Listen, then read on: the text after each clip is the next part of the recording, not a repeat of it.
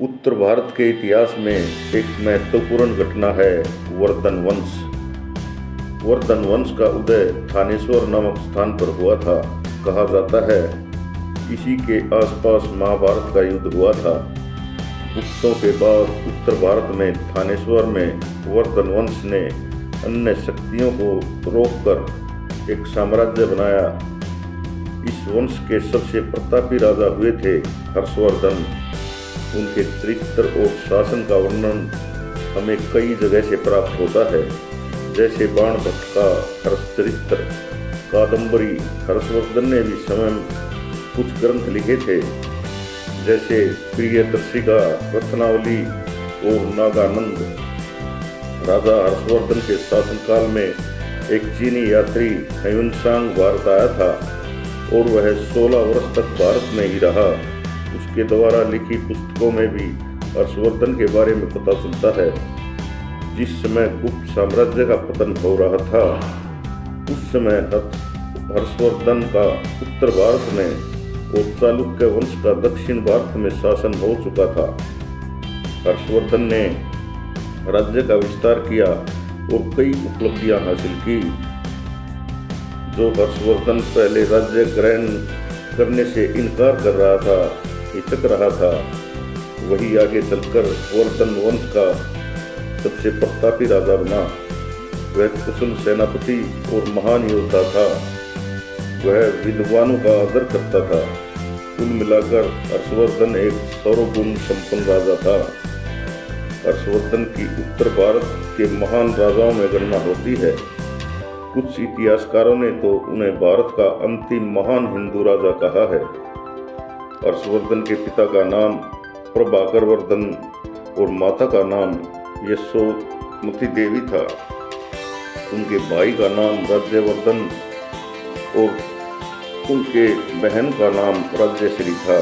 हर्षवर्धन का जन्म 590 में हुआ था।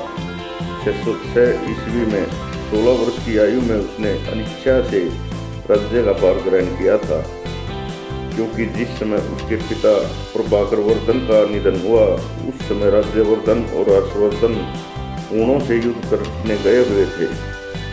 उनकी माता यशोमती पति की मृत्यु के बाद चिता में कूद गई थी। राज्यवर्धन अभी अपने पिता की मृत्यु से उबर नहीं पाए थे कि उन्हें सूचना मिली कि उनके बहनोई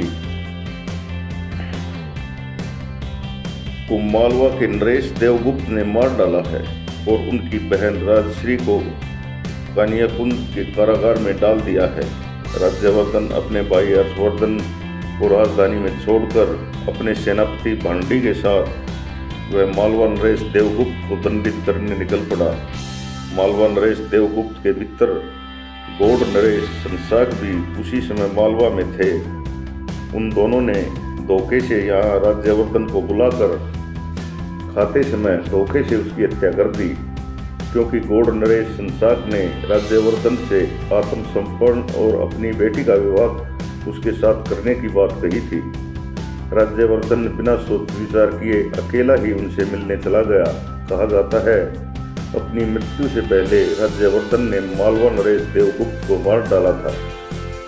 जब ये सारी बातें हर्षवर्धन को मालूम हुई तो वह शोकावश होकर सिंहासन ग्रहण करने की अनिच्छा प्रकट करने लगा, परंतु सेनापति सिंहनाद ने उसे समझाया, यह कायर जैसा वेश उतारकर अपने राज्य के सिंहासन को संभालो, जिस पर तुम्हारा अधिकार है। वह दुष्ट मालवा राज को राज्यवर्धन ने मार दिया, परंतु अभी गौड़ राजा संसाक बचा हुआ है। तुम्हें अपनी बहन राज्यश्री को भी छुड़ाना है। इस प्रकार हर्षवर्धन ने सिंहासन ग्रहण किया। अतः 606 ईस्वी में उसने सिंहासन ग्रहण किया। उसके सामने राजा बनने के बाद कई समस्याएं थी, जो उसने अपनी बुद्धि और वीरता से हल की। उसने एक एक करके गौड़ राजाओं को परास्त करने के बजाय दिग्विजय का परामर्श किया। चीनी यात्री ह्वेनसांग ने लिखा है, उसने पूर्व की ओर बढ़कर उन राज्यों पर आक्रमण किया जिन्होंने उसकी अधीनता स्वीकार नहीं की। 6 वर्षों तक वह निरंतर लड़ता रहा। अपनी विजय यात्रा के दूसरे दिन ही कामरूप के राजा शंशाक के विरुद्ध हर्षवर्धन के पास मैत्री और संधि का प्रस्ताव भेजा गया। हर्षवर्धन ने इसे सहर्ष स्वीकार कर लिया। दिवाकर मित्र बौद्ध भिक्षु की सहायता से उसने अपनी बहन राज्यश्री को खोज निकाला जब वह जेल से भागकर चिता में कूदने जा रही थी। राज्यश्री से मिलने के बाद उसने शशांक के विरुद्ध अभियान आरंभ किया, क्योंकि शशांक राज्यवर्धन की मौत के बाद कन्नौज भाग गया था। गौड़ नरेश शशांक को हर्षवर्धन ने दंड दिया और अपनी बहन राज्यश्री को कन्नौज की राजगद्दी सौंप दी। हर्षवर्धन ने अपनी राजधानी थानेश्वर से कन्नौज स्थानांतरित कर दी ताकि वह अपनी बहन राज्यश्री की मदद कर सके, क्योंकि कन्नौज उसके राज्य के विस्तार के लिए उपयुक्त स्थान था। उसने समस्त उत्तर भारत, पश्चिमी बिहार और मालवा पर भी अधिकार कर लिया। वह उत्तर भारत के महान राजाओं में गिना जाता है।